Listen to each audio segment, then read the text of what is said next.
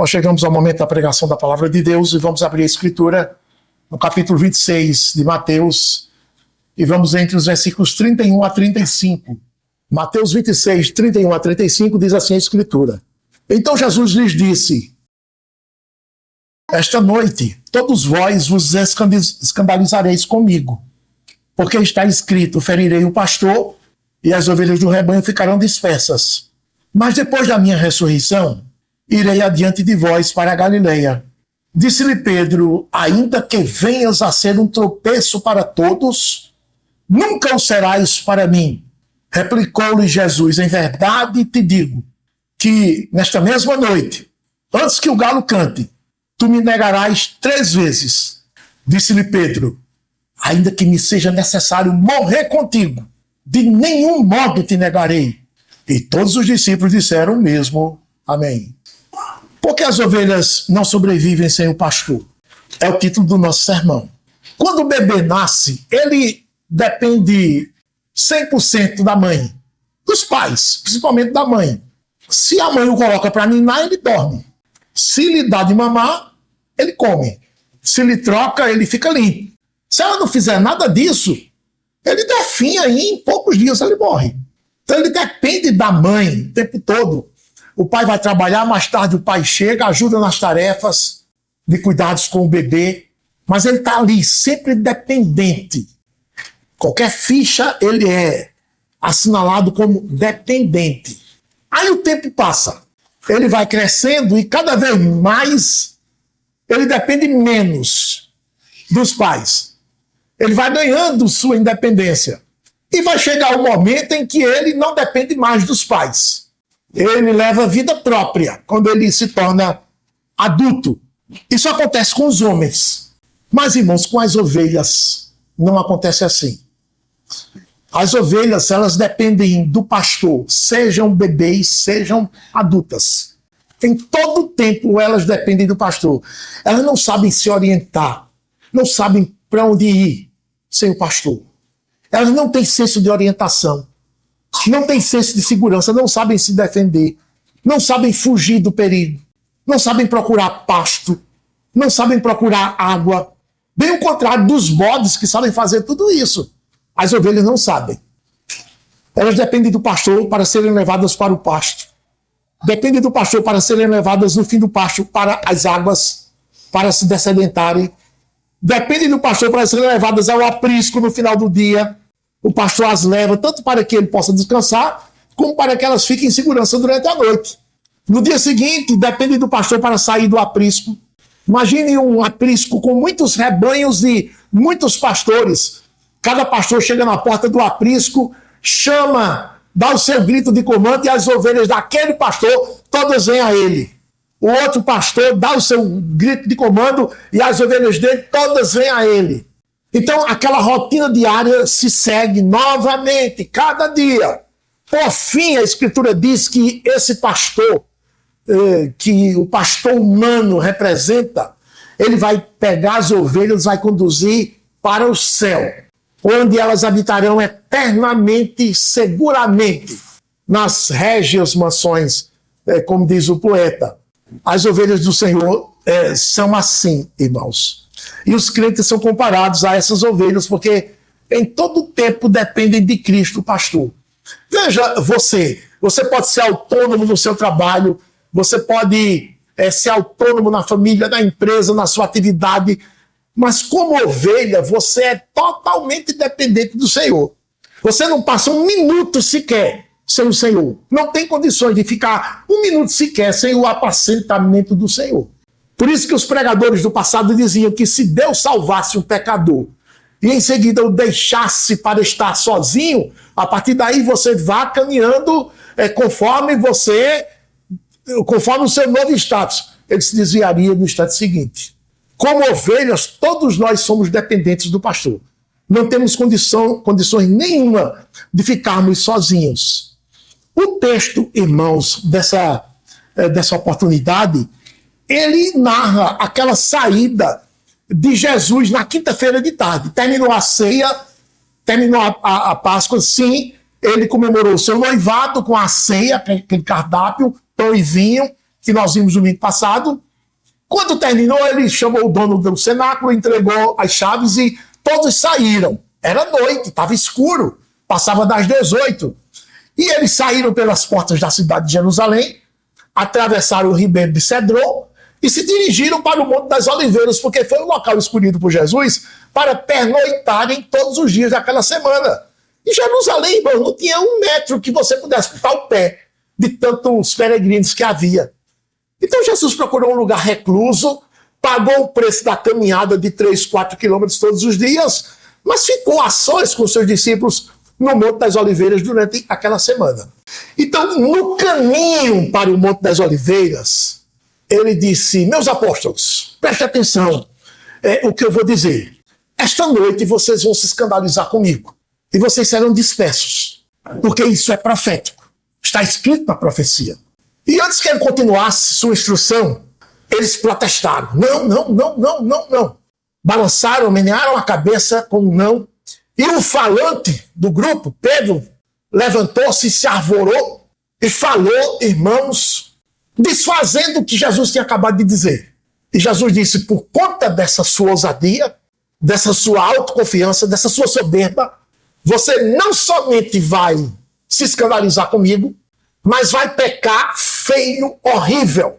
Você vai me trair, só por conta dessa sua soberba. E ele disse: de forma nenhuma, isso jamais vai acontecer. Desfez de novo da palavra de Cristo. Continuaram a caminhada e chegaram lá no local chamado Monte das Oliveiras. Jesus se dirigiu, irmãos, a Pedro, que foi o mais destacado dos que protestaram, e com certa dureza. Porque essa atitude de Pedro, irmãos, é uma atitude exagerada. Toda a atitude de autoconfiança é uma atitude exagerada que é mal vista pelo céu, é mal vista por Cristo, é mal vista por Deus. Toda a atitude de autoconfiança de nossa parte.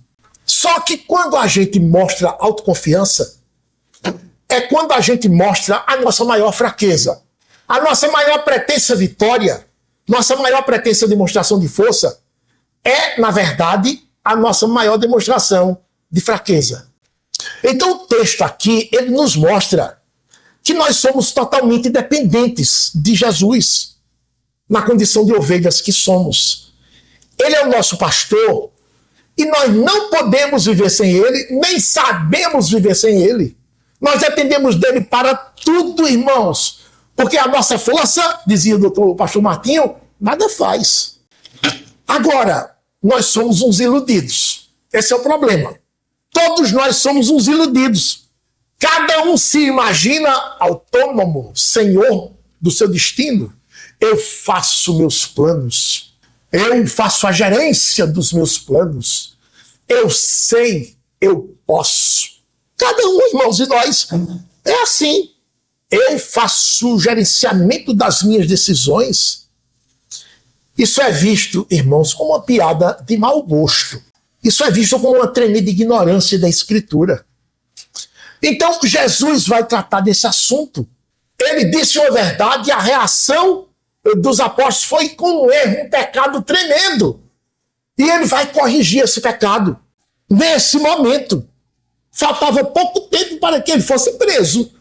Porque eles vão chegar ali no Monte das Oliveiras, ele vai entrar em agonia por conta da iminência de, no dia seguinte, receber sobre si o pecado. Aquilo lhe trazia uma angústia do inferno. E ele está em agonia.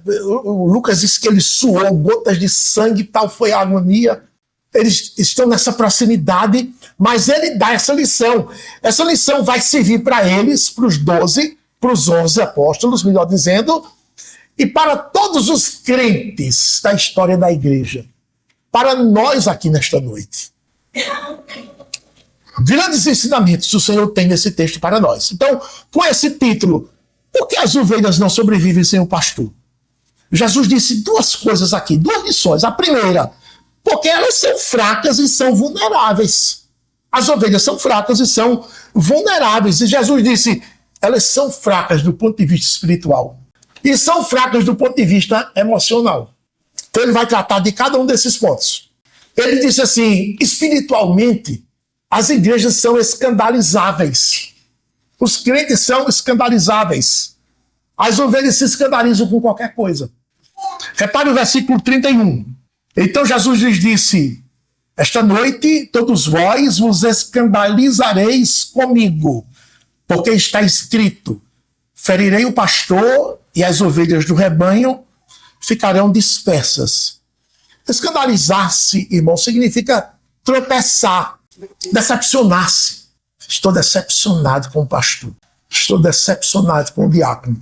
Estou decepcionado com o irmão fulano. Em outras palavras, está escandalizado. Não esperava isso dele. Então as ovelhas são assim, tal a sua fragilidade espiritual. Elas ficam desacreditando da pessoa. No caso aqui, os apóstolos ficariam escandalizados com Cristo. Eles disseram assim: o projeto Jesus fracassou. Deu chabu, não teve êxito, não foi exitoso.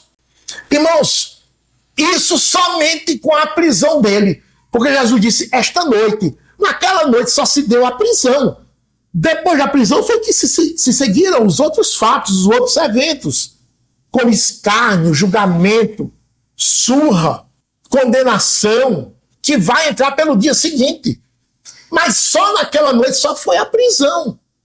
E somente a prisão foi suficiente para que eles se escandalizassem. Reparem a fraqueza das ovelhas, a fraqueza daqueles homens, a nossa fraqueza. Sabe qual é a causa disso? É uma fé nanica. Uma fé nanica, ela não suporta provas. Qualquer que seja a prova, por mais média que seja, sem muita intensidade, você já sucumbe. Você não suporta a prova. Tanto é que esta noite vocês vão se escandalizar. E o que é que vai acontecer essa noite, Senhor? A minha prisão. Só com a minha prisão, vocês já vão dizer que o projeto de Jesus foi pro brejo. Não funcionou. Mas a culpa disso é uma fé nanica, pequena. Irmãos, esses homens fizeram um curso de 3 anos. Quantas horas você estuda por dia quando você faz um curso? Você vai para a faculdade, você passa 5 horas na faculdade. No máximo. Esses homens passaram 24 horas por dia, 7 dias por semana, 30 dias por mês, 365 dias por ano, com o professor, o maior professor do céu e da terra, Cristo, durante 3 anos. Repare a carga horária desse curso. Eles chegam no final do curso com a mesma meninice do começo. Que feio, que feio. São nanicos na fé. A fé, irmãos, foi o grande instrumento que Deus deu aos nascidos de novo. É com a fé que você crê na palavra, entende a palavra. É com a fé que você vive a palavra. Eu dou a fé, eu sou o autor da fé, eu dei para vocês. Eu sou o consumador da fé. Agora, o que está no meio entre o autor da fé e o consumador da fé, vocês têm que lutar, se empenhar, porque vocês nasceram de novo, vocês não são mais mortos espirituais. Vocês têm que deixar o WhatsApp, têm que deixar as redes sociais de lado um pouquinho. Vocês têm que deixar as coisas supérfluas de lado. Vocês têm que se empenhar em crescer, em ler, em orar, em serem úteis, em aprender, estudar, pesquisar, porque é isso que desenvolve a fé. Eles estavam ali, sabe, irmãos, ao lado de Jesus durante 3 anos, vivendo e acontecendo, e tudo Jesus fazia, irmãos. Eles estavam ali, sabe, nascidos de novo, com fé, mas sem se esforçarem. Aí a fé nanica. E Jesus o tempo todo alertando: olha, a fé está pequena. Olha, vocês não estão desenvolvendo a fé. Vocês não estão se empenhando. Diversas vezes ele alertou, irmãos. E eles, ouvidos de mercador. Mateus 8, versículo 26. Só vou mostrar alguns versículos no livro de Mateus para você ver como isso é verdade.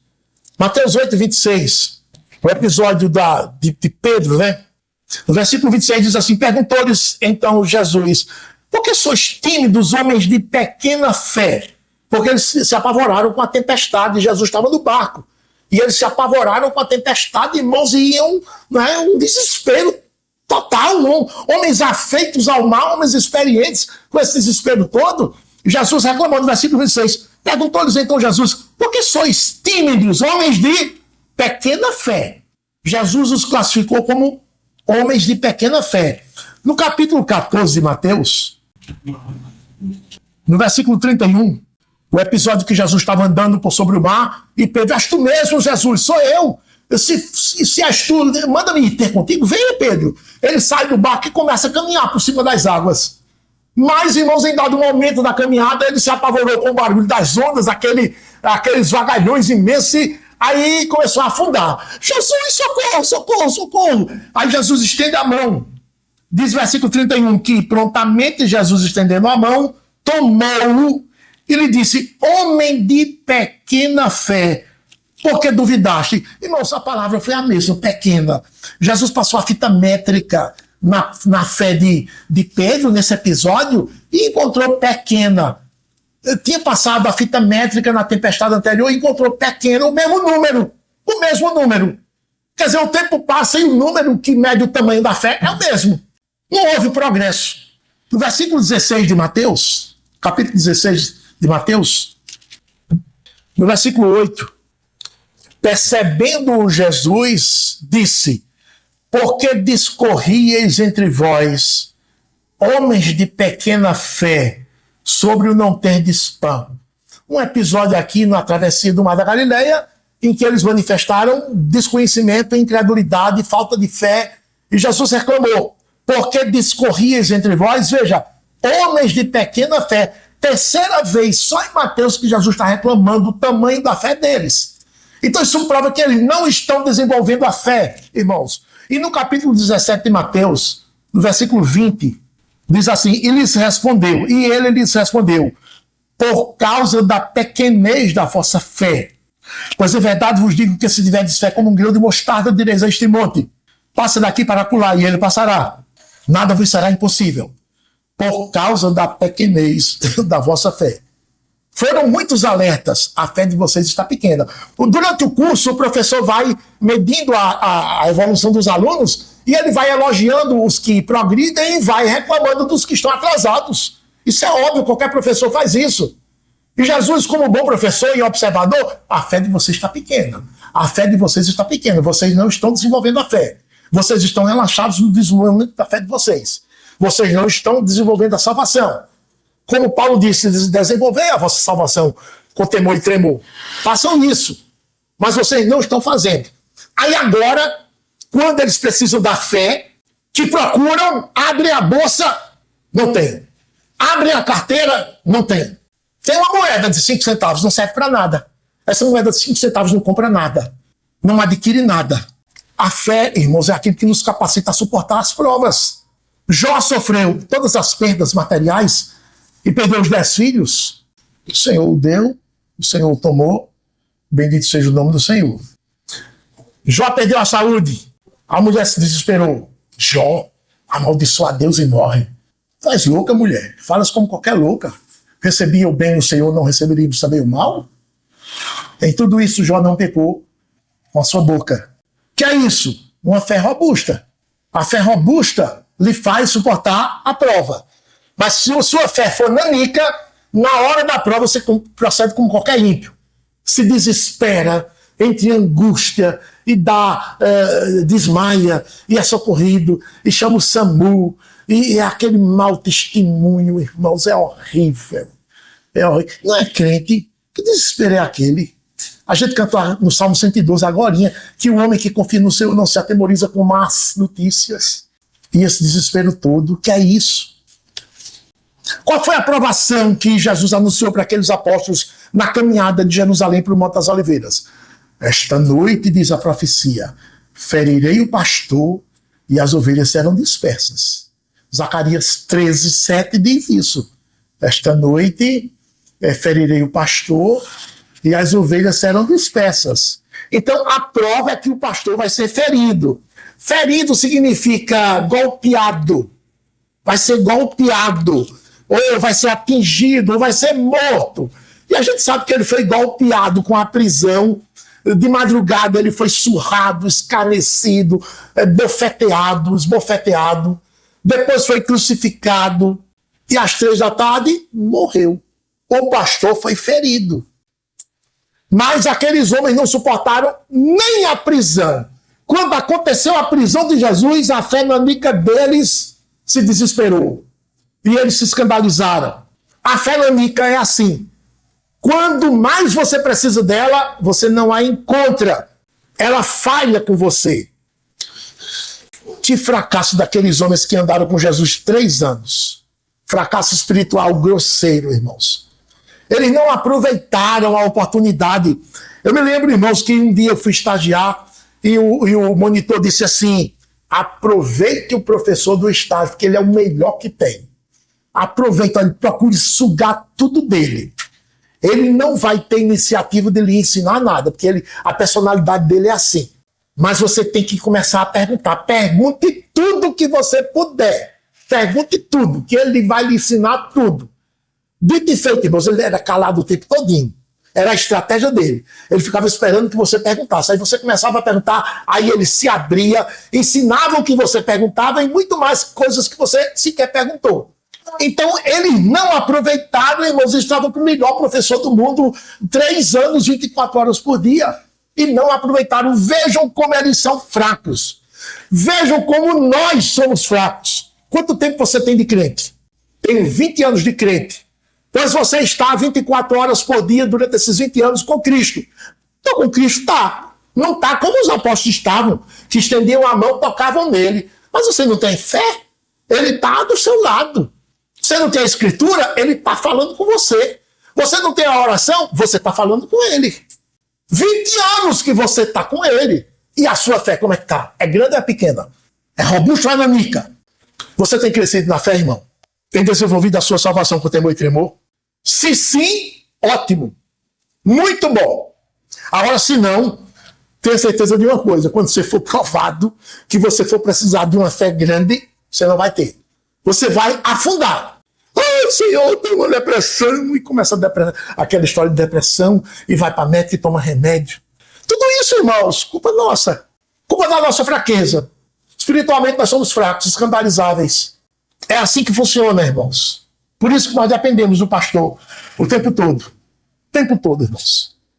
Mesmo aquelas ovelhas que são robustas na fé, elas dependem do pastor, irmãos. Elas não são autônomas, não. Dependem do pastor minuto após minuto. Esse é o grande consolo dos fracos, dos mais fracos. Mesmo os mais fortes dependem do Senhor. Para essa questão, não há quem seja forte em si. Nós só somos fortes se for no Senhor. Fora dele, nada feito. Mas a deficiência não é somente espiritual, é também emocional. É o segundo aspecto da primeira lição. Nós somos fracos emocionalmente. Como nós somos fracos emocionalmente? Somos cheios de autoconfiança, cheios de teimosia, irmãos. Isso é feio, irmãos. Versículo 33. Disse-lhe Pedro, ainda que venhas a ser um tropeço. A palavra que ele usou foi tropeço, que é escândalo, né? Vocês vão se escandalizar comigo. Isto é, vocês vão tropeçar em mim. Aí Pedro responde, ainda que venhas a ser um tropeço para todos, para os 10 apóstolos aqui, nunca o serás para mim. Eita, irmãos, Pedro aqui resolve se destacar dos demais apóstolos e mostrar sua força. Mesmo que todos falhem, eu jamais. Foi o que ele disse. Ele se acha forte. Mas ele está duvidando da palavra de Jesus. Vocês todos vão se escandalizar.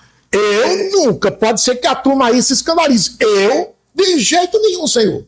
Desfez da palavra de Deus. Contraditou Deus na cara, irmãos. É muita ousadia, viu? Da parte de Pedro, irmãos. Esse é o tipo de comportamento abominável dentro do reino de Deus. É inadmissível que alguém contradite o Senhor naquilo que ele diz. Isso é resultado da autoconfiança, resultado de um desequilíbrio emocional profundo, irmãos. Essa autoafirmação aqui de força, ela provém de uma mente emocionalmente teimosa, até louca. Até louca. E essa força, sabe, que Pedro está mostrando, é somente uma força aparente. Todo mundo que mostra força assim, é aparente, não se deixe enganar, não. Esse povo que mostra força, essa força é só aparente. Elias estava no Monte Carmelo lá, enfrentando 450 profetas. E com toda aquela força, sabe, irmãos? Venceu os 450 profetas. Ele pensou que era com a sua força. Deus olhando assim, tá bom. Daqui a pouco, uma mulher levantou-se contra ele. Uma mulher começou a persegui-lo. Ele perseguiu e matou 450 homens dentre os profetas de Baal. Em seguida, uma mulher o perseguiu e disse: vou lhe matar. Ele entrou em depressão. Senhor, tira a minha vida, Senhor, não aguento mais viver. É melhor morrer do que viver, Senhor. Jezabel. Uma mulher somente, irmãos. 1 Reis 19, confira lá. 1 Reis 19, a partir do versículo 1. Acabe fez saber a Jezabel tudo quanto Elias tinha feito, e como matara todos os profetas à espada. Então Jezabel mandou um mensageiro a Elias, dizer-lhe: façam-me os deuses como lhes aprouver, se amanhã, a estas horas, não fizer eu a tua vida, como fizeste a cada um deles. Temendo, pois, Elias levantou-se e, para salvar sua vida, se foi e chegou a Berseba, que pertence a Judá, e ali deixou o seu moço. Ele mesmo, porém, se foi ao deserto, caminho de um dia, e veio e se assentou debaixo de um zimbro e pediu para si a morte e disse: basta, toma agora, ó Senhor, a minha alma, pois não sou melhor do que meus pais. Não aguento mais viver. Depressão profunda. Cadê aquela força, Elias? Aquela força era somente demonstração de fraqueza. Quando eu pensava que era forte, eu estava sendo era fraco. É sempre assim, irmãos. Segura esse texto um pouquinho. Saul, alto, bonito, imponente, soberbo, um governo confiante, o rei de Israel, unanimidade na nação. Irmãos, ele tinha um medo da opinião pública tão grande. Ele preferia ouvir o povo do que ouvir a Deus. O povo está dizendo isso, sim, mas Deus está dizendo: não, mas eu tenho medo do que o povo diz. Eu não tenho medo do que Deus diz, não. Eu tenho medo do que o povo diz. Rapaz, que força é essa tua? Que covardia é essa? Pois é, eu sou assim. 1 Samuel 15, versículo 24, quando Samuel foi confrontar Saul porque ele tinha prevaricado contra Deus, tinha pecado. Aí o versículo 24 de 1 Samuel 15 diz assim: então disse Saul a Samuel: pequei, pois transgredi o mandamento do Senhor e as suas palavras. Por que, Saul? Porque temi o povo e dei ouvidos à sua voz. Rapaz, você não teme Deus, não, é? Você teme o povo, é? Teme o povo. A opinião pública, irmãos. Um presidente, ele sempre procura saber o ibope. Qual é o ibope do que eu fiz nas minhas decisões? Como é que está o meu status diante do povo? Por isso que essas pesquisas são encomendadas, né, semanalmente, para saber como é que está o povo pensando sobre o meu governo. Isso é uma preocupação de todo governante. Saul também tem essa preocupação. E ele, irmãos, aqui disse: eu temi o povo, então pequei contra Deus. Quer dizer, Deus me perdoa depois, mas eu vou pecar contra o Senhor. Eu vou cuidar da minha reputação diante do povo. Quer dizer, é uma pseudo-força que ele tinha, meus irmãos. Uma pseudo-força. E outra coisa, que ele tinha uma inveja de Davi, porque Davi era um soldado que chegou a ele lá e matou Golias quando ele era o rei. Ele enalteceu Davi. Depois ele foi tomado de umas loucuras. Davi ia consolá-lo tocando o seu violino e ele se acalmava. Depois ele promoveu Davi dentro do exército. Davi ficou comandando um pilotão. Tudo que Davi fazia dava certo. Quando Davi voltava, a tietagem de Israel, Saul matou os seus milhares, mas Davi os seus 10 milhares. Ele não viu isso, irmãos, ficou com inveja de Davi. Davi trabalhando para ele ficou com inveja de Davi. 1 Samuel, capítulo 18, versículo 6, a partir do versículo 6. 18:6. Sucedeu, porém, que vindo Saul e seu exército, e voltando também Davi, de ferir os filisteus, cada um ia para um canto diferente, duas frentes de combate. Aí quando eles voltavam, as mulheres de todas as cidades de Israel, a tietagem que a gente chama, saíram ao encontro do rei Saul, cantando e dançando com tambores, com júbilos e com instrumentos de música. As mulheres se alegravam e cantando alternadamente diziam: Saul feriu os seus milhares, porém Davi os seus 10 milhares. Reação de Saul: então Saul se indignou muito, pois estas palavras lhe desagradaram em extremo, E disse: 10 milhares deram elas a Davi, e a mim somente milhares. Na verdade, que lhe falta, senão o reino? Esses meninos amuados, ele é um rei, irmãos. Elas deram 10 milhares a Davi, a mim somente milhares. Que lhe falta, senão o reino? Rapaz, você é um homem forte, você é o rei. Então toda aquela soberba, irmãos, é somente fumaça. Fumaça. Moisés, naquela coragem, matou o egípcio que estava maltratando um judeu. 40 anos depois, lá no deserto, Deus disse: vai lá libertar o povo. Eu vou, nada. Vá, rapaz, vou, não. Mande qualquer outro menos a mim. Cadê tua força, rapaz? Cadê tua coragem? Não temos, irmão, não temos. Quando Pedro mostrou essa autoconfiança aqui, detestável, veja o que Jesus lhe disse no versículo 34 de Mateus 26. Ele disse: ainda que todos tropecem, eu nunca. Aí Jesus disse assim, no versículo 34, em verdade te digo, que nessa mesma noite, antes que o galo cante, tu me negarás 3 vezes. Então, veja o que é que Cristo está fazendo aqui, anunciando contra Pedro um juízo imediato. Rapaz, não fale assim comigo, não. Você não tem esse direito de falar dessa forma comigo. Por conta dessa sua ousadia, desse atrevimento, você vai ser punido imediatamente. Hoje de noite, você não somente vai se escandalizar, como vai me negar 3 vezes antes que o galo cante. Uma negação é sempre uma traição. Traiu 3 vezes, seguidamente. Quantas vezes Judas traiu? 1. Pedro, 3. Repara o que é a graça.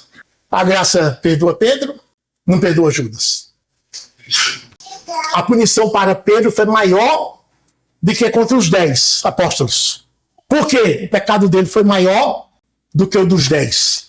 Tudo isso traduz, irmãos, o quê? Uma condição emocional desequilibrada, autoconfiante, teimosa, força pretensa que não tem força nenhuma, todo arrogante, soberbo, presunçoso, teimoso e submisso é sempre punido com maior rigor.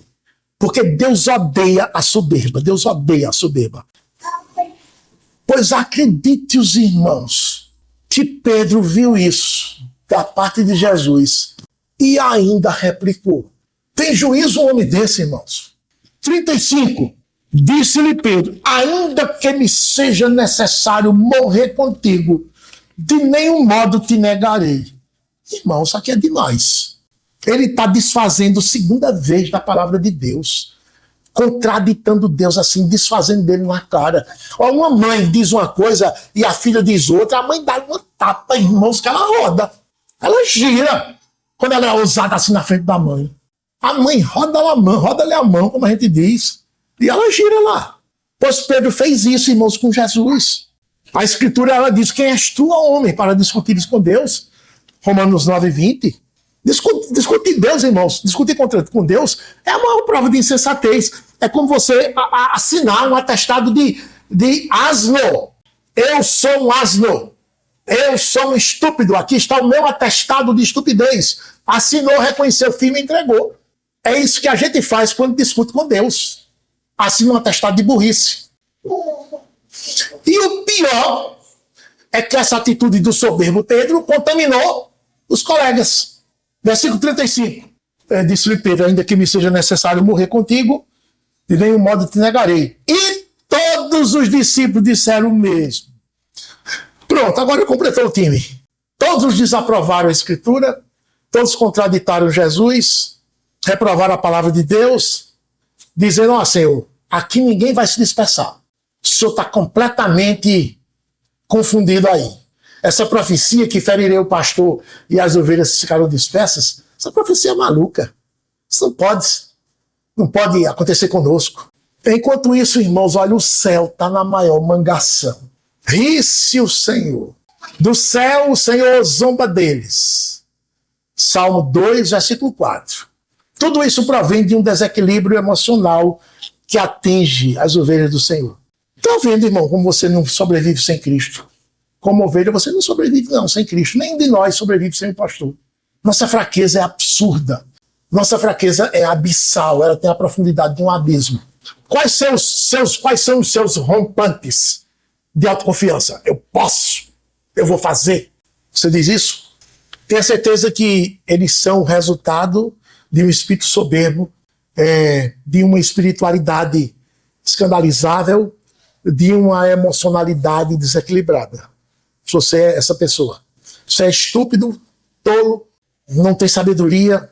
Essas coisas, aliás, são fartas em você. Eu sou farto de falta de sabedoria. Eu sou farto de estupidez. Pode dizer isso, com toda propriedade, se você age dessa forma. Isso compromete o seu testemunho. Se você vive na iminência de colocar o nome do Senhor na lama. Você, é o que se diz, é uma bomba chiando. Pode explodir a qualquer momento e acabar com a reputação do nome do Senhor. No lugar onde você vive, no ambiente que você trabalha, vive, mora. É horrível, é horrível. Então essa é a primeira lição, porque as ovelhas não sobrevivem sem um pastor, porque elas são fracas e são vulneráveis. Mas aí tem uma segunda lição. Por que as ovelhas não sobrevivem sem um pastor? Segundo lugar, porque só o pastor todo-poderoso pode governá-las. Somente Cristo pode nos governar. E o texto mostra duas coisas. Primeiro, porque ele venceu a morte. Veja o versículo 32, primeira frase. Mas, depois da minha ressurreição. Depois da minha ressurreição. Então ele está garantindo aqui que vai o quê? Ressuscitar. Se vai ressuscitar é porque vai vencer o quê? A morte. Quem é que pode vencer a morte? Somente o Todo-Poderoso. Eu sei, tudo bem, Senhor, o Senhor vai vencer a morte. Quando? Quando é que o Senhor vai vencer essa tal da morte? Quando é? Eu já tinha dito a vocês, 3 dias depois que eu morri. Eu já disse fatalmente, vocês não prestaram atenção não? Em 3 dias depois que eu morri, eu venço a morte. Mateus 16, versículo 21. Desde esse tempo começou Jesus Cristo a mostrar a seus discípulos que ele era necessário seguir para Jerusalém e sofrer muitas coisas dos anciãos, dos principais sacerdotes e dos escribas, ser morto e ressuscitado ao 3º dia. Eu já tinha dito isso a vocês. No capítulo 17 de Mateus, 22 e 23, reunidos eles na Galileia, disse-lhes Jesus: o Filho do Homem está para ser entregue nas mãos dos homens, e estes o matarão, mas ao 3º dia ressuscitará. Então os discípulos se entristeceram grandemente. E no capítulo 20 de Mateus, versículos 18 e 19, eis que subimos para Jerusalém, e o Filho do Homem será entregue aos principais sacerdotes e aos escribas. Eles o condenarão à morte e o entregarão aos gentios para ser escarnecido, açoitado e crucificado. Mas ao 3º dia ressuscitará. Então ele mesmo garantiu, irmãos, que ia ressuscitar ao 3º dia. Ele tinha dito assim: olha, presta atenção, eu tenho o poder de pegar minha vida, colocar na mão da morte. E depois eu tenho o poder de ir lá onde está a morte e dizer: me dê minha vida de volta. Eu tenho esse poder. Não foi? Ele não disse isso em João 10, confira. João capítulo 10, que é um texto bem conhecido, irmãos, e bonito, belo. João capítulo 10, 17 e 18. Por isso o Pai me ama, porque eu dou a minha vida para a reassumi-la. Eu dou e reassumo. Ninguém a tira de mim. Ninguém tira a minha vida de mim, não. Pelo contrário, eu espontaneamente a dou. Eu tenho autoridade, quer dizer, eu tenho poder para entregar e também para reavê-la. Eu tenho esse poder. Você quer entender esse texto melhor, quer? Presta atenção. Imagine um cabo de guerra. Tinha uma brincadeira de exército, não é? Um treinamento de exército. É uma brincadeira que os jovens fazem. Uma corda grossa, à esquerda fica um grupo, à direita fica outro grupo. Bota uma marca no meio e cada grupo começa a puxar para o seu lado, tentando fazer com que o outro grupo cruze aquela linha. Se conseguir fazer com que o outro grupo cruze aquela linha, o grupo que vencedor é o que conseguiu puxar com mais força. Num cabo de guerra, de um lado está a morte sozinha, pegando no cabo de guerra. Do outro lado estão cirurgiões, anestesistas, instrumentadores, enfermeiros sem conta, controladores de equipamentos, farmácias, exames, o pessoal de laboratório, o pessoal de ultrassonografia, de tomografia, farmacêuticos, remédios, todo mundo puxando para cá e a morte puxando para lá. Imagina esse cabo de guerra. Aí a morte diz, fica só ali controlando. Eles pensam que estão levando vantagem sobre mim, a morte diz. Aí ela cede, depois ela puxa, depois ela cede. E a gente tá ganhando, os médicos aí tá ganhando, depois ela puxa. Ó, fulano teve uma melhora, é porque a morte fez assim. Eita, teve uma piora, é a piora da morte. Não é? Quando ela chega, a morte chega, ela é soberana, ela leva a pessoa. Ninguém pode com ela, não. Às vezes ela perde uma batalha, ó, fulano teve o câncer redimido, tá curado. A morte diz, eu te pego mais na frente. Aí tem a hora que ela vence.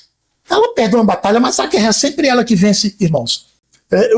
Olha a quantidade de hospitais, de UPAs, de clínicas, todo mundo lutando contra a morte, no cabo de guerra. Exames, hemodiálise, tudo aquilo lutando contra a morte. Quando ela chega, eles vêm.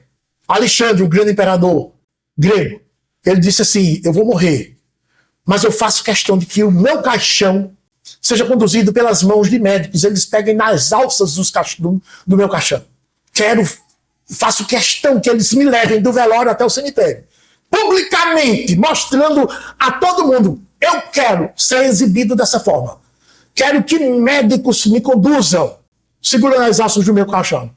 Porque eu quero que fique patente a toda a população que os médicos não podem contra a morte. Eles vencem batalhas, mas eles não vencem a guerra contra a morte.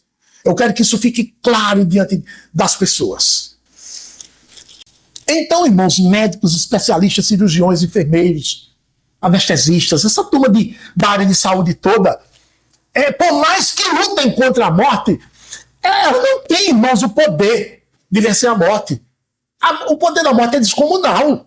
Aí é nesse ponto que, de repente, chega alguém e diz assim, eu tenho o poder de pegar a minha vida, colocar nas mãos da morte, depois ir lá e pegar de volta.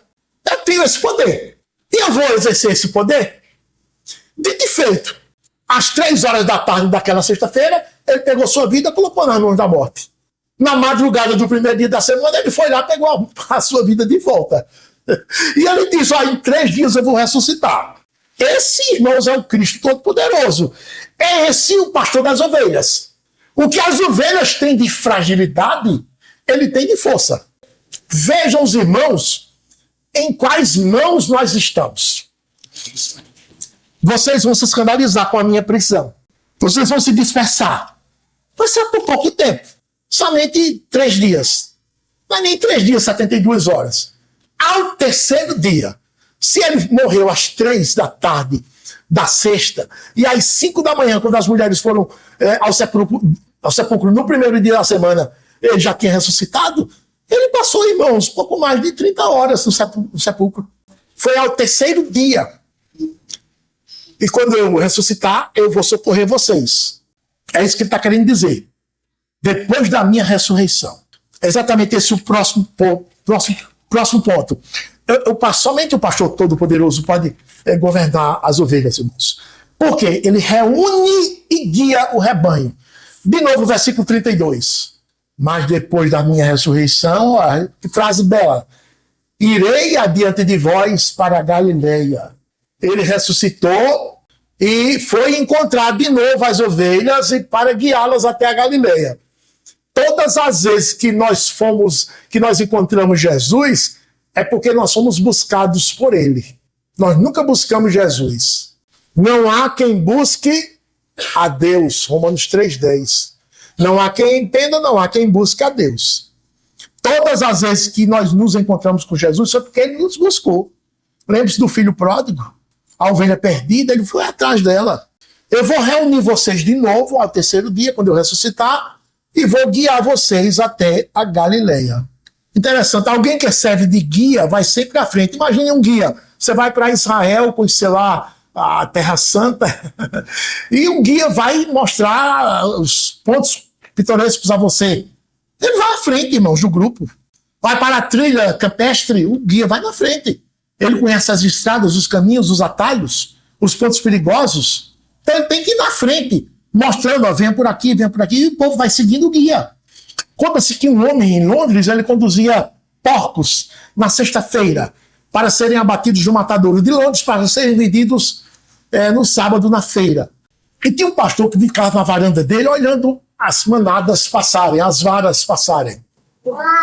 E ele via os porcineiros. Porcineiro é o homem que toma conta dos porcos. Ele via um porcineiro com seus auxiliares gritando atrás da vara, meninos correndo para pegar um porco que saiu. Era uma confusão, aquela passagem de porcos na frente da casa dele. Mas tinha um porcineiro específico que ele passava com os seus porcos e ele não ia atrás, ele ia na frente, era sozinho, não tinha auxiliar nenhum. E ele ia andando rápido e os porcos, a vara, 100, 200 atrás dele. 100, 200 porcos, seguindo o porcineiro. Como é que pode isso? Porco tem que ser tangido. Ovelha que segue o pastor, porco não. Tem que ser tangido. Porco, boi. Aí ele um dia fez a tucaia, aí quando ele ia passando na frente, ele, para aí, eu quero conversar com o senhor um minuto. Pois não. Por que é que todos os porcineiros passam aqui, com muitos auxiliares, tangendo os porcos, naquela gritaria, os porcos se desviando, e quando é no seu caso, o senhor passa e os porcos seguem o senhor, obedientes, 100, 200 porcos, como é que o senhor consegue isso? Aí isso é porque eu tenho um bisaco de milho aqui e vou jogando milho. Eu vou jogando milho por onde eu ando e os porcos se iludem. Eles vão comendo milho e caminhando para o matadouro. Eles se iludem, os porcos. Enquanto isso, meus irmãos, um pastor, ele vai à frente do rebanho. E o rebanho o segue. Mas ele não leva o rebanho para o matadouro, não. Ele leva o rebanho para o pasto verdejante, para as águas cristalinas. Nós cantamos o Salmo 23 há pouco. É isso que ele faz. Ele leva no final da tarde para o aprisco, para ficarem em segurança durante a noite. No dia seguinte, a mesma rotina. Por fim, esse rebanho será conduzido para o céu. Habitarei na casa do Senhor eternamente. Então o pastor vai sempre à frente do rebanho, conduzindo o rebanho. João capítulo 10, versículo 2. Aquele, porém, que entra pela porta, esse é o pastor das ovelhas. Para este, o porteiro abre. O porteiro conhece o pastor. As ovelhas ouvem a sua voz. Ele chama pelo nome as suas próprias ovelhas e as conduz para fora. Ele vai à frente. Eu vou diante de vós. Eu conduzo vocês. Em Apocalipse capítulo 7. Em Apocalipse capítulo 7, a partir do versículo 13, está escrito assim: um dos anciãos tomou a palavra dizendo: estes que se vestem de vestiduras brancas, quem são? E de onde vieram? Respondi-lhe: meu senhor, tu o sabes. Ele então me disse: são estes os que vêm da grande tribulação. Lavaram suas vestiduras e as alvejaram no sangue do Cordeiro. Razão porque se acham diante do trono de Deus e o servem de dia e de noite no seu santuário. E aquele que se assenta no trono estenderá sobre eles o seu tabernáculo. Jamais terão fome, nunca mais terão sede. Não cairá sobre eles o sol, nem ardor algum, pois o Cordeiro que se encontra no meio do trono os apacentará e os guiará para as fontes da água da vida, e Deus lhes enxugará dos olhos toda lágrima. Veja, o Cordeiro apacenta e os conduz. E os conduz. Esta noite vocês todos vão se decepcionar comigo. Vão se escandalizar. Vocês vão ver o projeto Jesus e por água abaixo. Todos vocês vão se dispersar. Mas no primeiro dia da semana, logo domingo cedinho, eu já estou novamente com vocês. E vou reunir vocês e vou guiar vocês para o bem. Eu sou o pastor todo-poderoso. Sou eu que socorro vocês. Eu socorro as minhas ovelhas. Vocês querem ouvir o testemunho das minhas ovelhas na Escritura? Diga aí, Senhor, para a gente se animar. A gente está tão desanimado, tão decepcionado, tão disperso. Clamou este aflito. Veja o testemunho de uma ovelha. Clamou este aflito e o Senhor o ouviu e o livrou de todas as suas tribulações. Salmo 34, 6. Porque ele acode ao necessitado que clama. E também ao aflito e ao desvalido. Salmo 72, 12. Na minha angústia clamo ao Senhor e ele me ouve. Salmo 120, versículo 1. Eu pergunto, meu irmão, você sobreviveria sem um pastor dessa magnitude? Um pastor todo-poderoso? Você ia suportar viver sem ele? Claro que não, né?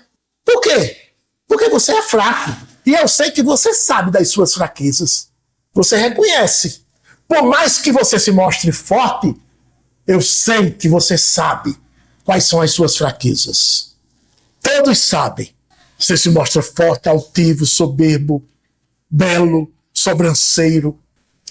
Mas justamente nesses momentos de grande força é que acontecem suas maiores quedas. Deus puxa o seu tapete. Pedro, só por conta dessa soberba, além de tropeçares em mim, tu me negarás 3 vezes. É o teu castigo, por causa desse atrevimento, dessa soberba exacerbada. Quando você está na sua fraqueza, na sua queda, o que é que você faz? Você não clama a Deus? Clama. O que é que ele faz? Ele lhe acode? Acode. Ele é transcendente, é o Altíssimo, é o Deus único, vivo e verdadeiro, habita em luz inacessível, mas ele também é imanente. Ele desce lá dessas alturas e vem para perto do coração compungido e contrito. Fica perto do abatido de espírito e do oprimido, para lhe ouvir o clamor. Por isso que está dito, invoca-me no dia da angústia, eu te livrarei e tu me glorificarás. Salmo 50, 15. Invoca-me no dia da angústia, eu te livrarei e tu me glorificarás. Que pastor, irmãos, nós temos? Quem é que sobreviveria sem um pastor desse? Ninguém, ninguém. E a gente conclui o sermão dizendo o seguinte: o que cabe às ovelhas é se escandalizarem, dispersarem-se, serem teimosas, e ao pastor cabe morrer, ressuscitar e conduzir as suas ovelhas, ir à frente delas. Qualquer ovelha, por mais forte que pareça, é frágil, assustada. Não sobrevive sem o pastor. Você tem se escandalizado com Cristo, com a palavra dele? Tem lido coisas na Escritura que tem arregalado os olhos? Não, isso aqui não dá para crer. Você tem dito isso? Se sim, você está desfazendo de Cristo como Pedro desfez. E dependendo da sua ousadia, você pode ser punido com mais rigor do que qualquer outro irmão. Nossa mostra de força parece ser somente de boca, porque na verdade todos somos frágeis. É isso que nós somos, irmãos. Nós dependemos do pastor em todo o tempo. Como disse o salmista, assim como os olhos do servo estão postos nas mãos do seu Senhor, assim os meus olhos estão postos nas tuas mãos. Eu olho para as tuas mãos o tempo todo. Salmo 123, 2. Quando tiramos os olhos das mãos do pastor e vamos agir por conta própria, o fracasso é certo, o prejuízo é garantido. Nosso problema, irmão, não é ser frágil. Isso nós somos. O nosso problema é não reconhecer que somos fracos. Quem consegue reconhecer a sua fraqueza, mais e mais confia no Senhor. Menos e menos confia em si. Agora, aquele que se considera forte, inteligente, sabido, esperto, autônomo, esse é o que cai a todo instante. Aí recebe punições, uma em cima da outra. Uma em cima da outra. Como Pedro. Você vai se escandalizar, ainda vai me trair 3 vezes. Vai passar a maior vergonha. Vai enojar meu nome na lama. Então, grandes prejuízos estão prometidos para ovelhas que se acham fortes. Mas grandes consolações estão destinadas às ovelhas que têm consciência da sua fragilidade. Senhor, socorre-me, Senhor. Como a mulher Cirofenícia. Senhor, socorre-me, Senhor. Porém, irmãos, para todas as ovelhas, Cristo diz: quando eu ressuscitar, eu vou adiante de vós. E ele ressuscitou. E ele anda adiante de nós. Nós somos guiados por ele em todo o tempo. Quando nós nos desviamos, ele nos busca, nos dá uns beliscões, uns apertos. Mas ele nos busca. É nessa relação que nós confiamos. E nela há 2 extremos. De um lado, o pastor todo-poderoso. Do outro lado, as ovelhas todas fracas. Nós sobrevivemos como ovelhas somente porque Cristo vai adiante de nós. Os que ouviram, digam amém.